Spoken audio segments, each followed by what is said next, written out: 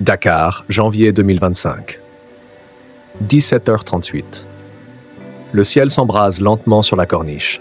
Le soleil, épuisé par la journée, glisse derrière les flots et l'appel du muezzin traverse la ville comme une dernière prière. La chaleur tombe, mais la tension monte, invisible, inaudible, comme un tambour que seul un homme entend. Ibrahima Sow, 26 ans, descend lentement les marches du bâtiment H de l'université Cheikh Anta Diop. Il tient sous le bras un vieux carton poussiéreux retrouvé dans un local d'archives qu'on s'apprêtait à vider pour travaux. Personne ne l'avait ouvert depuis des années. À l'intérieur, des lettres jaunies, des carnets, des photos en noir et blanc et surtout un journal, relié à la main. Cuir fatigué. Sur la première page, Caporal Abdoulaye Niane, camp de Tiaroy, novembre 1944. Ibrahima. Ils nous ont appelés frères d'armes, ils nous ont appelés libérateurs, mais quand on a demandé notre dû, ils nous ont appelés traîtres.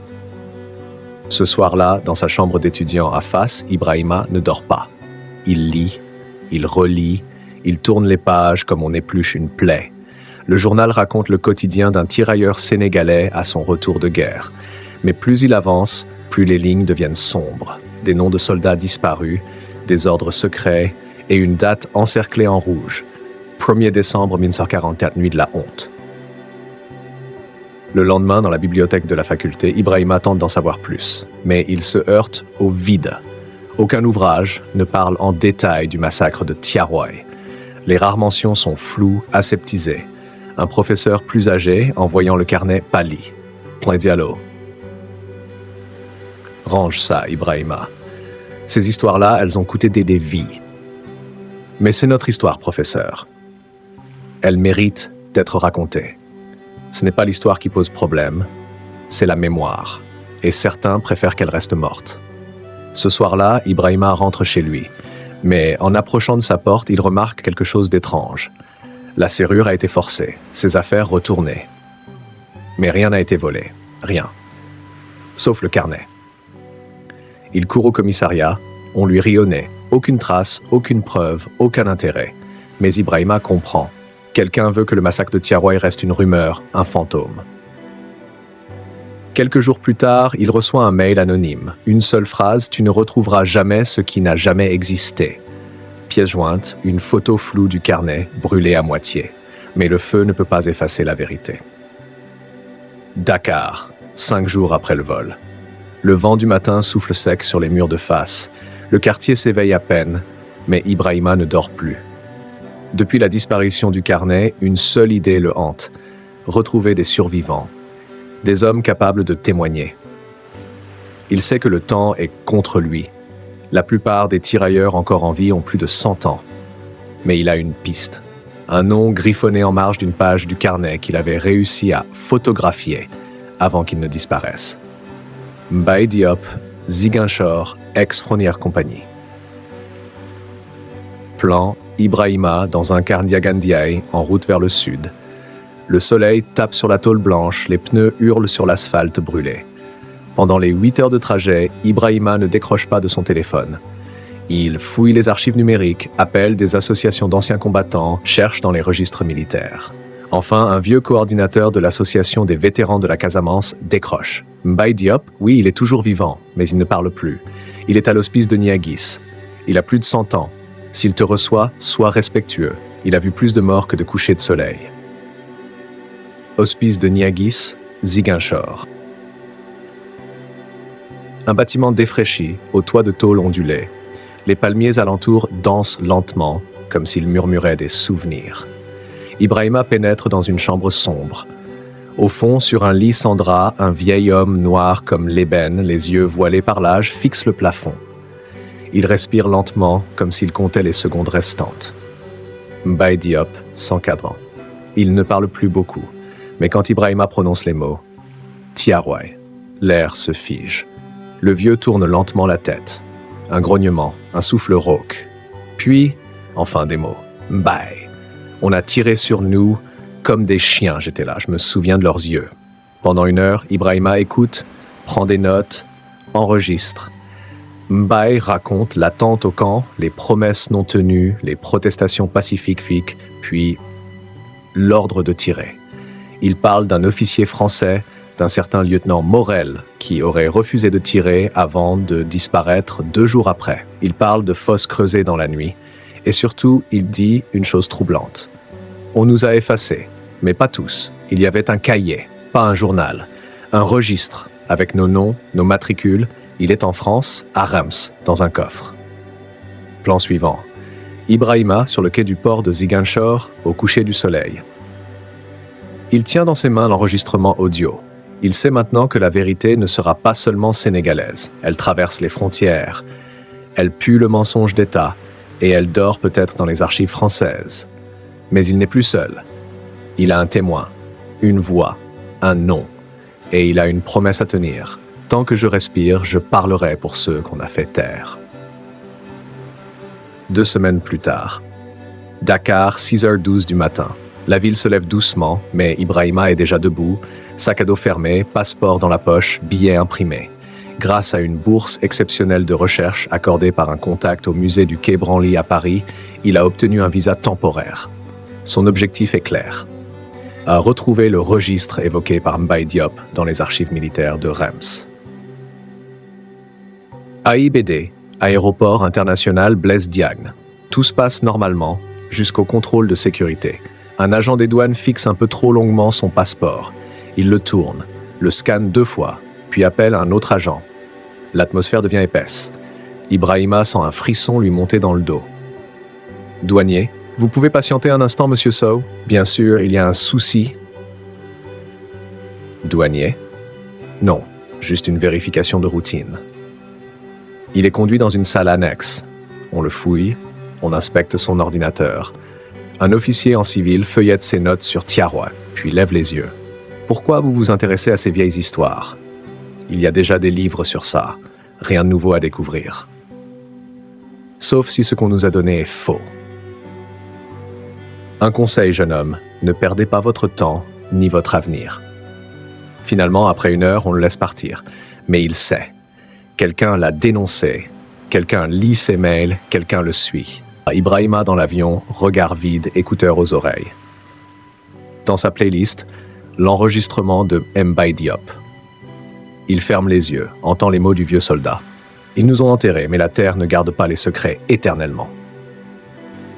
Arrivé à Paris, il est hébergé par une amie d'enfance, Aïssata, étudiante en droit. Elle le met vite en garde. Tu touches à un sujet très sensible. Ces archives ne sont pas publiques. Tu vas devoir jouer serré. Elle le met en contact avec un archiviste franc-tireur, connu pour son militantisme et ses accès off the record dans les sous-sols du service historique de la Défense.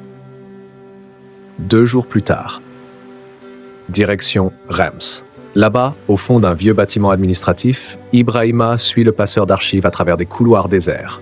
Au fond d'une salle humide, une boîte grise, scellée depuis 1952. Aucune mention de tiroir sur la couverture. Mais en l'ouvrant, des dizaines de noms. Des matricules, des ordres, et surtout un document signé « Ordre de tir », validé le 30 novembre 1944, 23h10, signature lieutenant CM. Mais à peine a-t-il le temps de prendre quelques photos que la lumière s'éteint dans la salle. Un bruit, un pas, puis il ne devait pas voir ça. Ibrahima se retourne, figé. Une silhouette. Capuche noire, mais pas d'attaque, pas de cri, juste un murmure. Voix. Ce que tu sais, il faut maintenant le partager ou l'oublier pour toujours. Dakar, février 2025, retour sous surveillance. Lorsque Ibrahima atterrit à AIBD, rien ne semble anormal. Cette fois, les douaniers sourient, aucun contrôle poussé. Pas de questions. Mais il le sait, ils savent qu'il sait. Quelqu'un a décidé de ne pas l'arrêter. Pas encore. Université Cheikh Anta Diop, amphithéâtre A.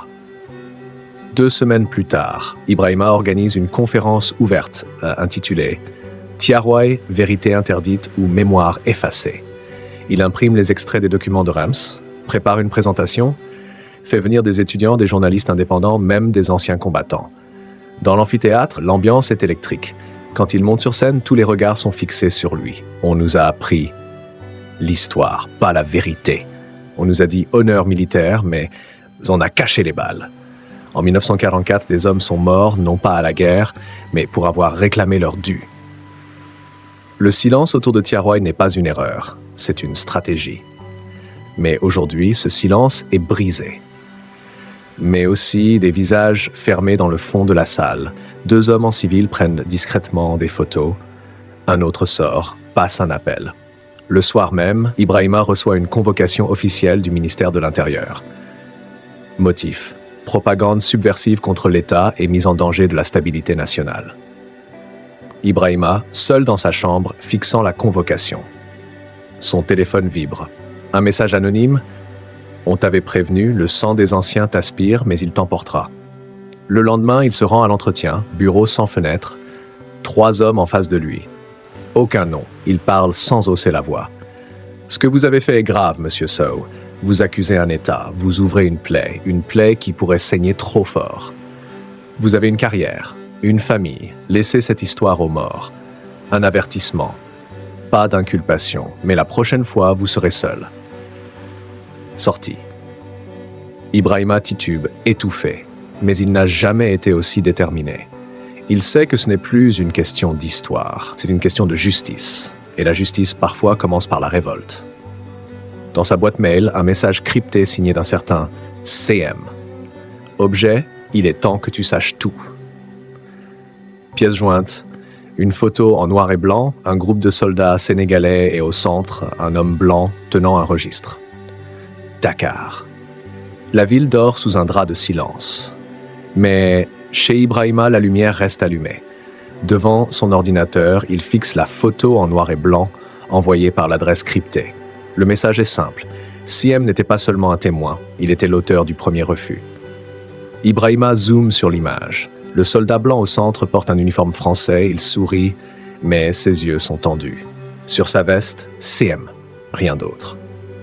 Le lendemain, Ibrahima contacte une historienne militaire française qu'il avait rencontrée lors de son passage à Reims, Claire Moreau. Quand il lui montre la photo, elle reste figée. Claire, c'est mon grand-oncle, capitaine Charles Moreau, officier de liaison en Afrique de l'Ouest entre 1943 et 1944. On a toujours dit dans la famille qu'il avait disparu en mission, mais il n'est jamais revenu. Elle ajoute qu'un vieux coffre appartenant à Charles avait été retrouvé dans un grenier familial, verrouillé, jamais ouvert. Une semaine plus tard, Lyon, France.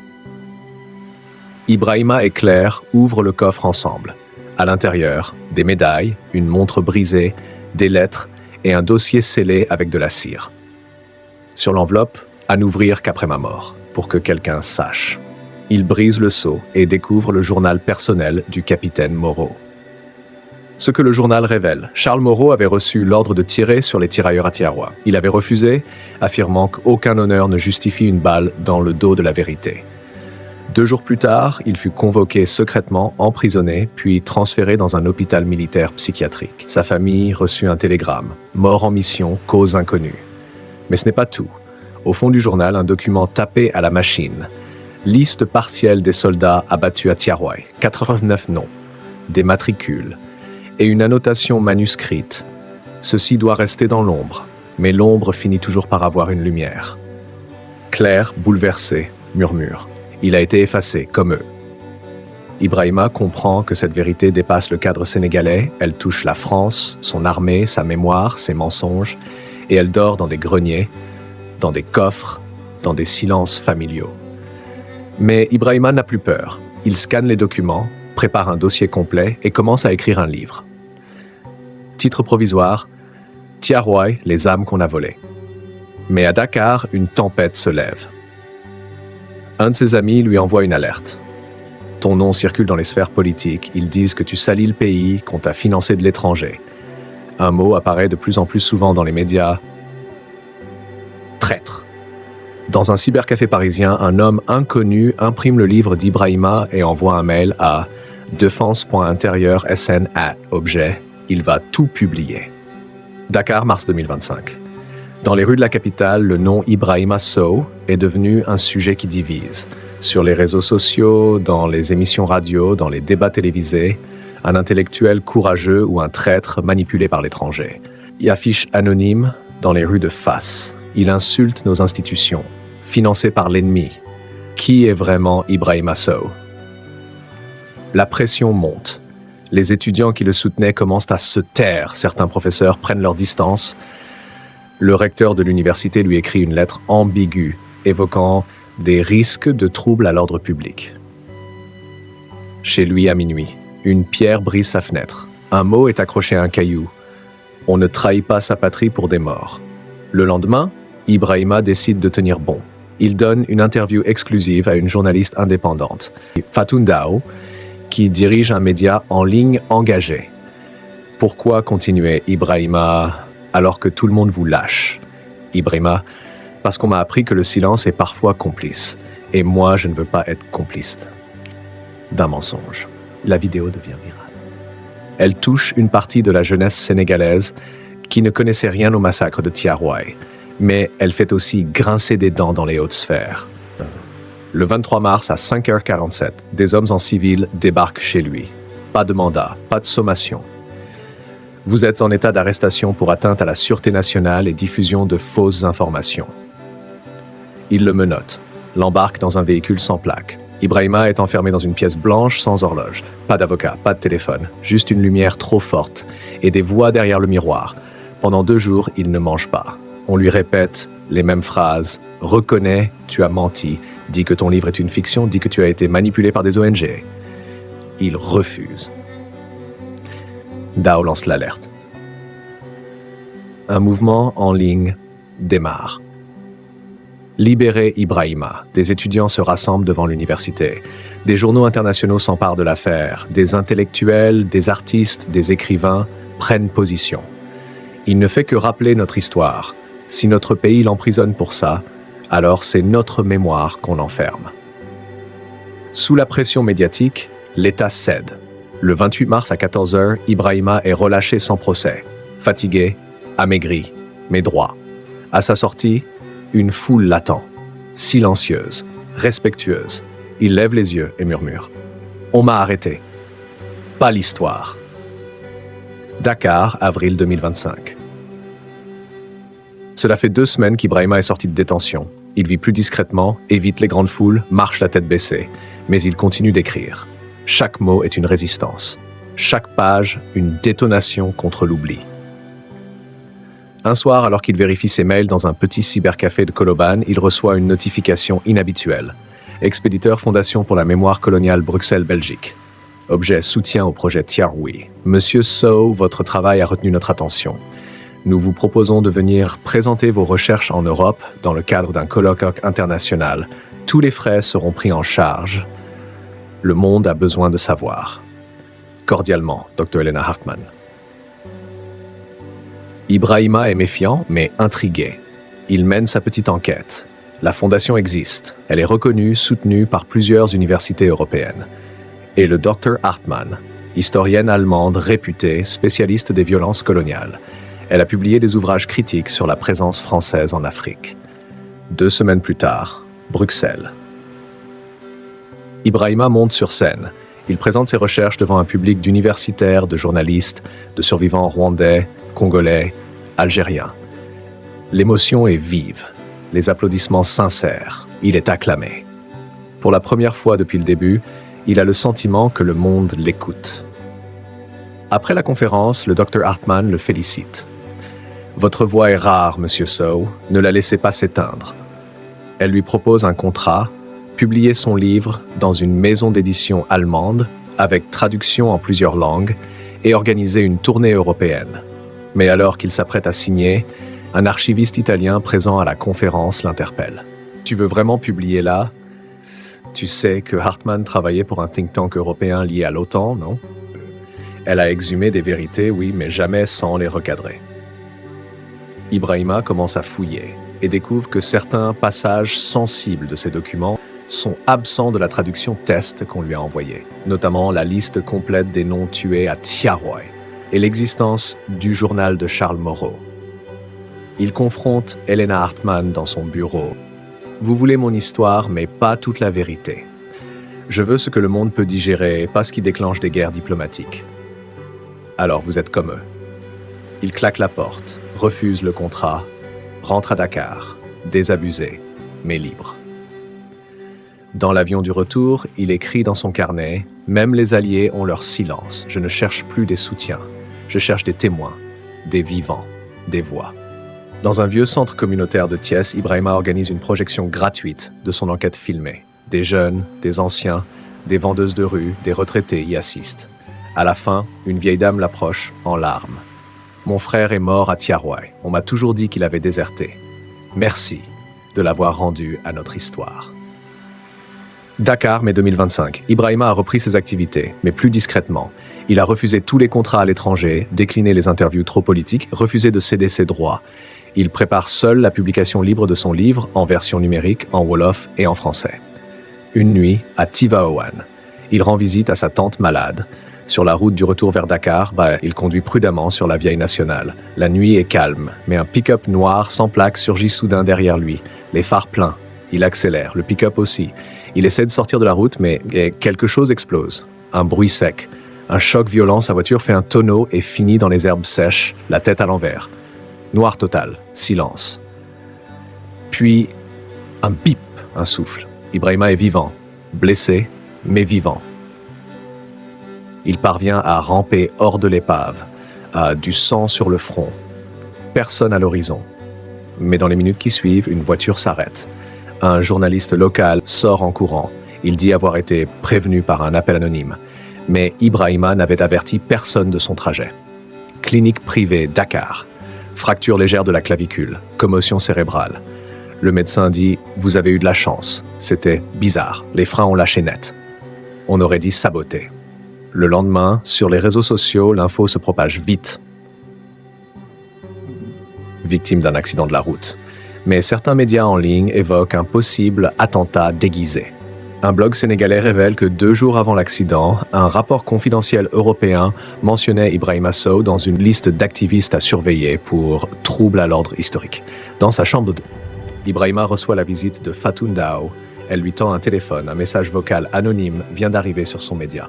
« Nous avons toléré votre agitation jusqu'à maintenant. Prochain écart, il n'y aura pas de miracle. L'histoire se respecte ou elle se paye. » Mais Ibrahima, même affaibli, sourit. Si raconter la vérité est un crime, alors je suis prêt à payer le prix fort. Ils peuvent casser mes os, mais pas ma voix. Fatou, en direct sur sa chaîne, déclare face caméra « Aujourd'hui, on ne parlera pas d'un activiste. On parlera d'un homme qu'on veut faire taire parce qu'il réveille les morts. » Alors à vous qui m'écoutez, lisez, partagez, résistez. Car l'histoire appartient à ceux qui l'écrivent, pas à ceux qui l'effacent. Dakar, juin 2025. Le soleil tape dur. Mais l'histoire, elle, s'écrit en secret. Depuis sa sortie de l'hôpital, Ibrahima ne donne plus d'interviews. Il ne poste plus rien. Il ne répond plus aux médias internationaux. Il agit, dans l'ombre. Lieu atelier d'imprimerie clandestin à Grand Yoff. Entre 2 murs décrépits et une odeur de papier brûlé, une vieille rotative allemande tourne lentement. Des étudiants de l'UCAD, des mécaniciens du quartier et même des enfants du coin reproduisent le manuscrit d'Ibrahima à la main, puis à la photocopieuse. Pas de code-barre, pas d'éditeur. Juste un titre sur la couverture. Thiaroye, ce que le silence a tué. Dans les marchés de Sandaga et Tilène, des vendeuses de légumes glissent discrètement des exemplaires dans les sacs de leurs clients fidèles. À la gare routière, des chauffeurs de Ndiagandiaï laissent le livre sur les sièges arrière. Des lycéens le lisent en cachette, le scannent avec leur téléphone, le partagent sur WhatsApp. Mais le plus surprenant arrive un soir, dans une maison de Ouakam. Ibrahima est invité par un groupe très discret, les Anciens sans nom, d'anciens tirailleurs jamais reconnus dont les noms n'apparaissent dans aucun registre militaire. Ils ont vécu pauvres, morts pour la France, oubliés par le Sénégal. Aujourd'hui, ils veulent l'aider. L'un d'eux, Amadou Gueye, 101 ans, lui prend la main. « Fiston, nos corps sont vieux, nos mémoires plus encore. Mais ton livre, c'est notre tombe. Et une tombe avec un nom, c'est déjà une victoire. » Ils offrent à Ibrahima une boîte.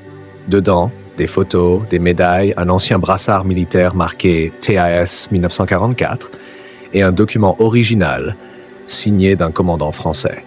Un ordre de mission daté du 29 novembre 1944 mentionnant la logistique pour l'enterrement collectif de prisonniers africains. Une preuve incontestable que le massacre était prévu. Ibrahima, devant son mur couvert de feuilles, de photos, de cartes. Il redessine tout, chaque nom, chaque lieu, chaque mensonge. Mais la rumeur court. La gendarmerie chercherait la source des publications. Les marchés sont fouillés. Une vendeuse a été convoquée. Un étudiant a été expulsé de l'université sans explication. Alors Ibrahima prend une décision. Il met tout en ligne. Gratuitement, sans mot de passe, il envoie les fichiers à des activistes maliens, ivoiriens, algériens. Le site explose. En 24 heures, plus de 800 000 téléchargements. Traduction spontanée, partage massif. Le lendemain, le livre est lu en live dans une école de Rufisque, dans une mosquée de Kaolack, dans une prison de Thiès. Et sur une place de Ziguinchor, un vieil homme lève un exemplaire dans le ciel en criant « Ils nous ont volé la guerre, mais pas notre mort ». Une caméra de sécurité montre un individu cagoulé entrant dans un centre d'impression. Le lendemain, l'atelier de Grand Yoff est incendié trop tard. Le livre est partout. Août 2025. Dans une chaleur moite, une salle climatisée accueille un événement sans précédent.